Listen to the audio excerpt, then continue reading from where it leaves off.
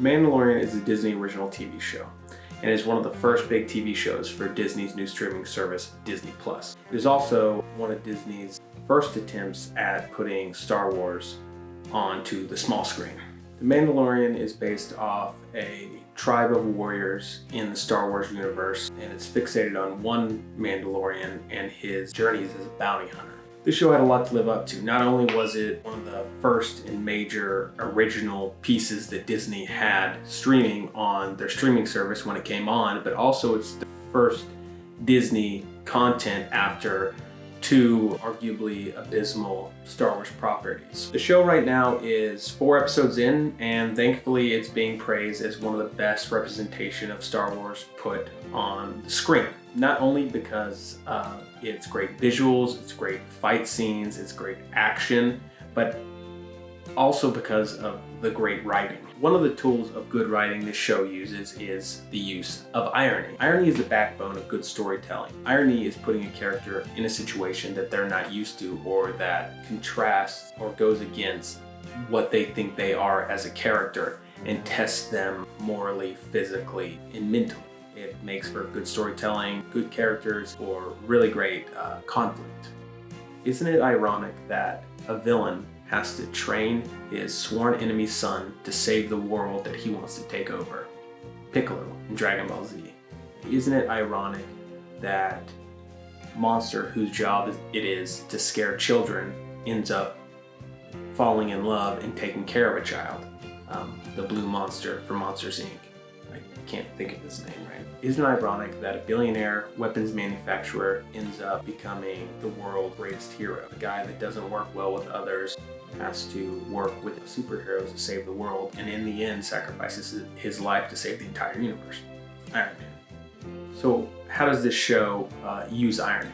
So first, let's start with the first episode. The first episode is the opening, the explanation. It says who, what, when, where, and why. Who he is, why he's doing what he does, and where he's at in the universe right now. Now, the setup for this show is already really compelling. It's a classic Western set in the Star Wars universe, and that could be just good enough. I mean, we could watch this guy go and hunt people down each episode, see into the life of the Mandalorian, the mythology of the Mandalorian, and watch him kill, beat, and collect bounty on people for, 20 seasons. But the show does something more.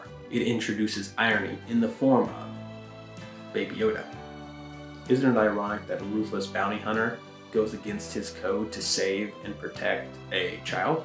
Putting a character that's a master at their craft into an unknown situation is a great way to develop character, story, and conflict.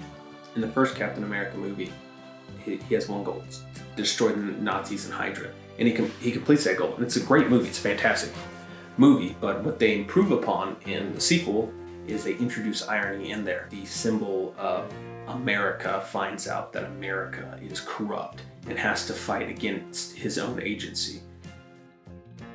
Baby Yoda in The Mandalorian pushes him on all levels of conflict. The baby tests the Mandalorian internally, his emotions, his morals, and makes him rethink his entire lifestyle. He also makes the Mandalorian a target by hundreds of bounty hunters all the way across the universe. Without Baby Yoda, we would just have a show that tests a bounty hunter on more of a physical level, tests his skills as a bounty hunter. But now we get not only a show that shows him testing his skills as a bounty hunter, but we get a cute Yoda that tests him emotionally as well, and shows a part of him we might not have seen without the writers choosing to put irony into the show.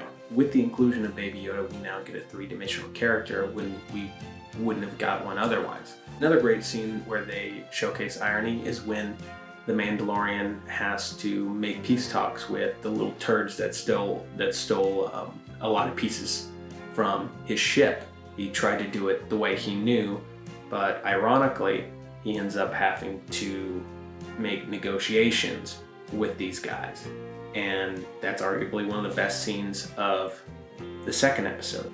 Irony can be done in single scenes, in an episode or over the span of the entire story like they're doing with Baby Yoda right now.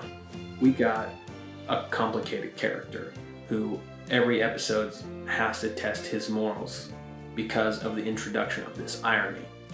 Like Piccolo, like the blue monster from Monsters Inc., like Iron Man.